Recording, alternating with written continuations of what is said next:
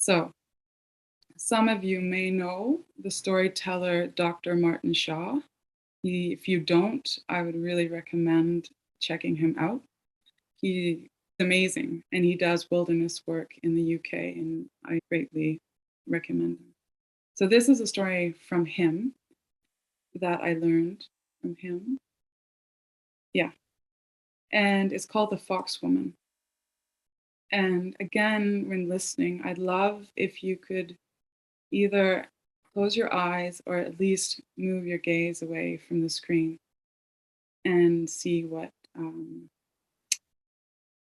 happens. The image, the words, the sense of what this story brings. So I'll give you a second to settle in.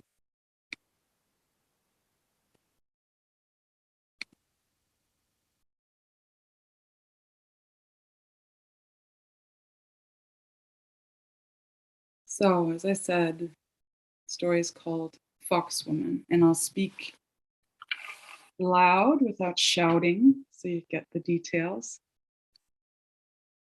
And it's about a hunter. And this hunter lived in the wood in a cabin. And one day, returning from his daily hunt, he came to the clearing by his cabin, and to his surprise, he saw smoke coming from the chimney.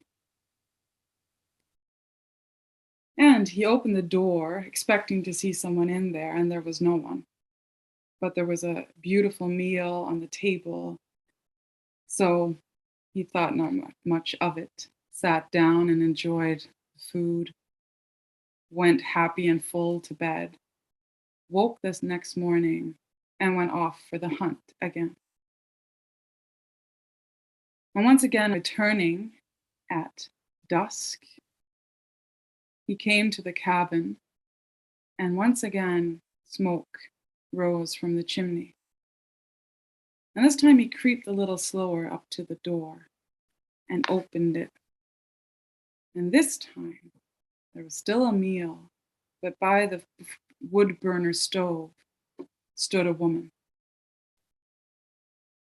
And this woman was the most amazing thing he'd ever seen. But as he closed the door, he also noticed a pelt of fur on the door on the peg. And the woman turned around and she had long red hair and bright green eyes. And he knew this was no ordinary woman. She was part woman, part fox, part something other. And she looked at him and said, "Well, I'm the woman of this cabin now." And he was taken. There was no way back for him. And he just nodded, "Okay." So she asked him to sit so they could eat this meal together. And this was electric. He'd never, ever felt anything like this that was happening in his body. And she knew stories from the deep wood. He knew jokes, which seems to be a good combination at times. And they ate, and they looked, and they talked. And you could feel that this was something. There was something here. There was something wild in the air between them. And just before they went to bed, she said, "There's just one thing. As I'm half or part fox, I have this pelt, this fur, and I want it and I need it to hang by the door." Yeah, of course, there was no problem. He was up for everything. He was just mad about her. And months go by, and it's all very, very sweet until it's not. And one day, the smell, the scent of the pelt, of the fur, starts to stink. It reeks of the wild. And he builds up courage to tell her, and he says, well, I love you, and this is just more than anything I could ever have imagined. You're more than I ever could imagine. But the pelt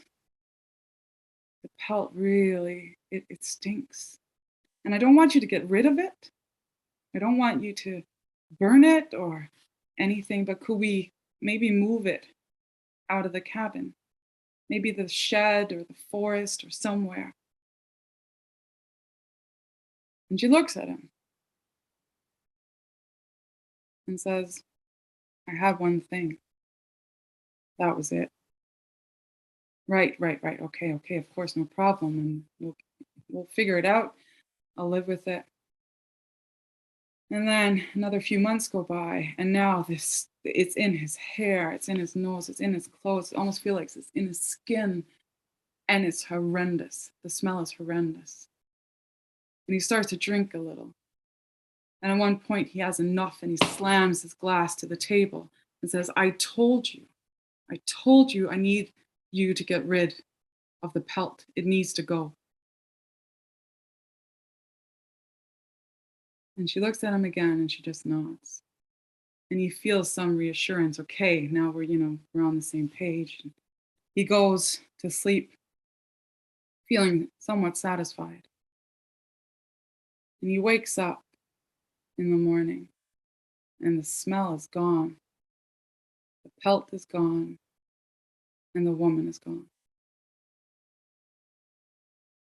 And for the story, it is said that to this day, the hunter stands in the door of the cabin, longing and lonely and in hope to get a scent or a glimpse of the fox woman.